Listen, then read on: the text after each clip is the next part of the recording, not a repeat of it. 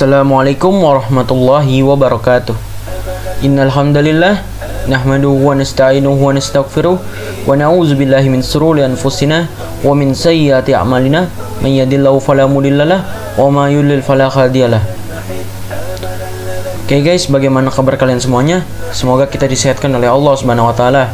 Salawat serta salam tak lupa kita hadiahkan kepada junjungan kita Nabi besar Muhammad sallallahu alaihi wasallam. Allahumma sholli ala Muhammad wa ala ali Muhammad. Di video kali ini saya akan mengartikan, mentafsirkan dan asbabun nuzul surat Al-Lahab. Langsung saja kita mulai. Dan di sini kita hanya mengambil yang penting-pentingnya saja. Surat Al-Lahab adalah surat ke-111 dalam Al-Quran. Surat ini disebut juga surat Al-Masad. Diambil dari ayat terakhir pada surat ini ketika mensifati istri Abu Lahab, juga dinamakan surat Tabbat karena firman Allah ini diawali dengan kata tersebut. Langsung saja kita mulai. A'udzubillahi minasyaitonirrajim. Bismillahirrahmanirrahim. Tabbat yada abi lahabib wa tab ma agna anhu maluhu wa ma kasab sayasla naran zata lahab wa imra'atuhu hammalatal khatab fi jidiha hablum mim masad. Yang artinya, binasalah kedua tangan Abu Lahab dan sesungguhnya dia akan binasa. Tidaklah berfaedah kepadanya harta benda dan apa yang ia usahakan. Kelak dia akan masuk ke dalam api neraka yang bergejolak. Dan begitu pula istrinya, membawa kayu bakar yang di lehernya ada tali dari serabut. Asbabun nuzul surat Al-Lahab diriwayatkan oleh Imam Bukhari dalam sahihnya dari Ibnu Abbas bahwa Rasulullah Shallallahu Alaihi Wasallam naik ke bukit Safa mengumpulkan orang-orang kafir Quraisy lalu menyeru mereka, bagaimana pendapat kalian jika aku sampaikan kepada kalian bahwa musuh akan menyerang di pagi hari atau petang hari? Apakah kalian percaya? Mereka menjawab, kami percaya. Lalu Rasulullah mengatakan, maka sesungguhnya aku memperingati kepada kalian akan datangnya azab yang keras. Tiba-tiba Abu Lahab menyela, Tabbalaka alihazah, celakalah kamu ini, karena inikah engkau mengumpulkan kami? Maka Allah menurunkan surat Al-Lahab. Tabbat yada abi lahabi wa tab, binasalah kedua tangan Abu Lahab dan sesungguhnya dia akan binasa, hingga akhir surat. Abu Lahab yang nama aslinya Abdul Uzza bin Abdul Muthalib sebenarnya masih paman Rasulullah. Namun orang yang memiliki nama kunyah Abu Utaibah itu adalah orang yang paling sengit menyakiti Rasulullah. Orang yang memiliki julukan laqab Abu Lahab karena wajahnya mengkilap ini sering mengikuti Rasulullah dari belakang lalu mendustakan beliau. Ia mempengaruhi orang-orang untuk menolak dakwah beliau. Imam Ahmad meriwayatkan suatu ketika Rasulullah sedang mendakwahi orang-orang untuk masuk Islam, dari belakang ada laki-laki berwajah cerah, bermata juling dan rambutnya berkepang yang tidak lain adalah Abu Lahab. Mengatakan, sesungguhnya dia adalah pemeluk agama baru lagi pendusta.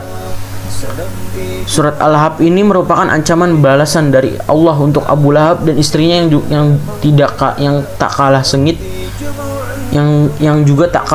menyakiti Rasulullah, bahwa kelak Abu Lahab akan masuk neraka dengan siksa yang sangat pedih. Tafsir surat Al-Lahab ayat 1. Tabbat yada abi lahabi wa tab, binasalah kedua tangan Abu Lahab dan sesungguhnya dia akan binasa. Kata tabat atau taba terdiri dari dua huruf yaitu ta dan ba. Penggabungan dua huruf ini manapun yang didahulukan mengandung arti keputusan atau kepastian yang pada umumnya berakhir dengan kebinasaan. Artinya adalah kedua tangan. Namun yang binasa dari Abu Lahab bukan hanya tangannya, namun keseluruhan dirinya. Ia adalah bentuk majazi. Awalnya ia dijuluki Abu Lahab karena wajahnya cerah atau mengkilap. Namun kata Lahab juga berarti kobaran api yang menyala dan sudah tidak memiliki asap lagi. Setelah Rasulullah diutus dan dia menyakiti beliau, nama Lahab mengisyaratkan bahwa ia akan dibakar api bergejolak di neraka. Ada juga yang berpendapat nama Abu Lahab mengisyaratkan bahwa api bergejolak selalu menyertainya, yakni api permusuhan kepada Rasulullah. Menurut Ibnu Katsir, ayat pertama surat Al-Lahab ini menunjukkan bahwa Abu Lahab celaka, telah nyata merugi dan binasa. Kebinasaan Abu Lahab di dunia bisa disaksikan orang-orang melihat kematiannya. Setelah perang Badar, Abu Lahab ditimpa penyakit lepra hingga akhirnya meninggal. Teman-temannya tidak ada yang mau menguburkannya karena takut kalau menyentuhnya akan tertular. hingga 3 hari jasadnya dibiarkan. Akhirnya digali lubang di bawah tempat tidurnya dan ia dijatuhkan ke lubang tersebut. Surat Al-Alaq ayat kedua. Ma agna anhu maluhu wa ma kasab. Tidaklah berfaedah kepadanya harta benda dan apa yang ia usahakan. Kata agna merupakan bentuk lampau, seakan-akan tidak bergunanya harta dan usahanya di masa datang sudah tidak berguna bagi Abu Lahab. Makasab dalam ayat ini merupakan menurut Ibnu Abbas dan Aisyah adalah anak. Abu Lahab begitu membanggakan harta dan anaknya. Ia pernah mengatakan, jika apa yang dikatakan oleh keponakanku itu benar, maka sesungguhnya aku di hari kiamat kelak akan menebus diriku dari azab dengan harta dan anak-anakku. Apa yang dikatakan Abu Lahab hanyalah angan-angannya. Harta dan anak-anak serta apa yang ia usahakan setelah turunnya ayat ini sama sekali tidak bermanfaat baginya. Sama sekali tidak ada yang menyelamatkan dari kebinasaan. Surat Al-Lahab ayat ketiga. Sayasla naron zata lahab, kelak dia akan masuk ke dalam api yang bergejolak. Kata Lahab ini artinya kobaran api yang menyala dan sudah tidak memiliki asap lagi, dan dengan itulah Abu Lahab akan diazab. Ayat ini menjelaskan kebinasaan yang akan dialami Abu Lahab di akhirat kelak, bahwa ia akan dimasukkan ke dalam neraka yang apinya menurut Ibnu Katsir menyala dengan hebatnya dan sangat membakar. Ayat keempat. Wa imra'atuhu hammalatal hatab, dan begitu pula istrinya pembawa kayu bakar. Istri Abu Lahab bernama Ummu Jamil, nama aslinya adalah Arwah binti Harb bin Umayyah, saudara perempuan Abu Sufyan. Seperti suaminya, Ummu Jamil juga sangat sengit menyakiti Rasulullah. Ia disebut dalam Al-Quran sebagai hammalatal hatab, yang artinya adalah pembawa kayu bakar.